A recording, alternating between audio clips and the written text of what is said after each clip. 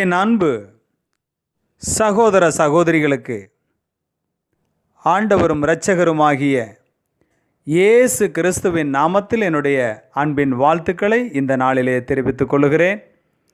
நம்முடைய தேவனாகிய கர்த்தர் நம்மை ஒவ்வொருவரையும் அளவில்லாமல் ஆசீர்வதித்து கர்த்தர் நம்மை வழி நடத்துவாராக.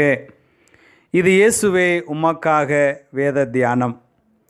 இந்த நாள் வேத தியானத்தில் சேத்துனுடைய குடும்பத்தை குறித்து நாம் தியானிக்க போகிறோம். தேவனாகி கர்த்தர் நம்மை ஆசீர்வதிப்பாராக. கடந்த நிகழ்ச்சிகளிலே ஆதாமினுடைய குடும்பத்தை குறித்தும் காயினுடைய குடும்பத்தை குறித்தும் நாம் தியானிக்க கர்த்தர் கிருபை தந்தார். இந்த நாளிலே சேத்துனுடைய குடும்பத்தை குறித்து நாம் தியானிப்போம். நம்முடைய தேவன் நம்மை ஆசீர்வதிப்பாராக. ஆதியாகமத்தின் புஸ்தகம் 5ஆம் அதிகாரம் 3வது வசனத்திலே ஆமே ஸ்தோத்திரம் சேத்துவினுடைய பிறப்பை குறித்து எழுதப்பட்டிருக்கிறது. ஆமே நான் உங்களுக்காக வாசிக்கிறேன். ஆதாம் 130 வயதான போது தன் சாயலாக தன் ரூபத்தின்படியே ஒரு குமாரனை பெற்று அவனுக்கு சேத் என்று பெயரிட்டான் என்று சொல்லி எழுதப்பட்டிருக்கிறது. பிரியமான கர்த்தருடைய பிள்ளைகளே, ஆதியாகமத்தின் புஸ்தகம் 4ஆம் அதிகாரம் 25வது வசனத்திலும் எழுதியிருக்கிறது. பின்னும் ஆதாம் தன் மனைவியை அறிந்தான். அவள் ஒரு குமாரனை பெற்று காயின் கொலை செய்த ஆபேலுக்கு பதிலாக தேவன் எனக்கு ஒரு வேறொரு புத்திரனை கொடுத்தார் என்று சொல்லி அவனுக்கு சேத் என்று சொல்லி பெயரிட்டாள் என்று சொல்லி எழுதப்பட்டிருக்கிறது. பிரியமான கர்த்தருடைய பிள்ளைகளே, இந்த சேத்துனுடைய பிள்ளைகளை குறித்து நாம் பார்க்கலாம். தேவனாய் கர்த்தர் நம்மை ஆசீர்வதிப்பாராக. ஆதியாகமத்தின் புஸ்தகம் 5ஆம் அதிகாரம் அதனுடைய 6வது வசனத்தை வாசிக்கிற வேளையில் சேத்து 105 வயதான போது ஆமே ஸ்தோத்திரம் ஆமீன் ஏனோஸ் என்றதான ஒரு மகனை ஆமீன் பெற்றெடுப்பதை குறித்து இந்த வேதவசனம் சொல்லுகிறது. சேத்து 105 வயதான போது ஏனோஸை பெற்றான் என்று சொல்லி எழுதப்பட்டிருக்கிறது.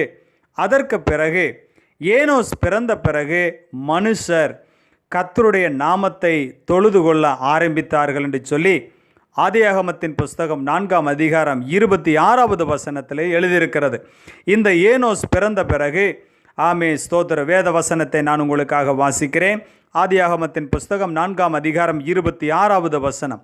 சேத்துக்கும் ஆமீன் ஒரு குமாரன் பிறந்தான், அவனுக்கு ஏனோஸ் என்று பெயரிட்டான்.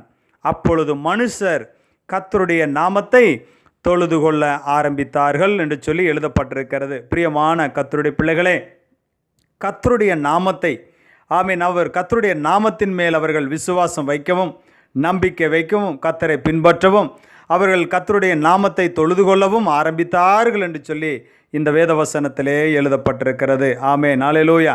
தேவ நாமத்திற்கு மகிமை உண்டாவதாக. அதற்கு அடுத்ததாக நாம் பார்க்கிற வேளையில் சேத்து ஏனோஸை பெற்ற பின்பு ஆமே 807 வருஷம் வாழ்ந்து குமாரரையும் குமாரத்திகளையும் பெற்றான் என்று சொல்லி ஆதியாகமத்தின் புஸ்தகம் 5ஆம் அதிகாரம் 7வது வசனத்திலே எழுதியிருக்கிறது. சேத்து ஏனோஸை பெற்ற பின் 807 ஆமே சோதர கர்த்தருடைய நாமத்திற்கு மகிமுண்டாகட்டும் 807 ஆமே சோதர வருஷம் உயிரோடு இருந்து குமாரரையும் குமாரத்திகளையும் பெற்றான் என்று சொல்லி எழுதப்பட்டிருக்கிறது. ஆமேன், கர்த்தருடைய நாமத்திற்கு மகிமை உண்டாகட்டும். அடுத்தபடியாக சேத்து 912 வருஷம் வாழ்ந்து அவன் மரித்தான் என்று எழுதப்பட்டிருக்கிறது. அதற்கு பிறகு நாம் பார்க்கிற வேளையில் சேத்துவின்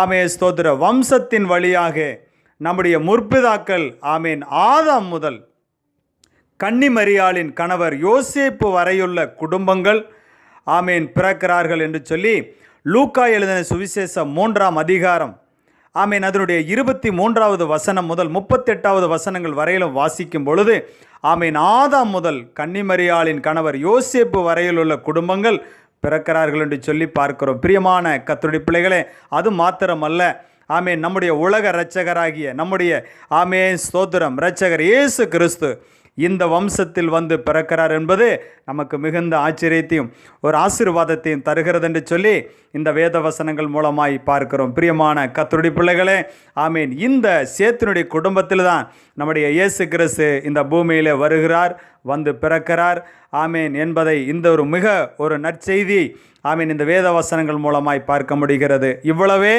சேத்தினுடைய குடும்பங்களாக இருக்கிறது. தொடர்ந்து நாம் இந்த வசனங்களை தியானிப்போம்.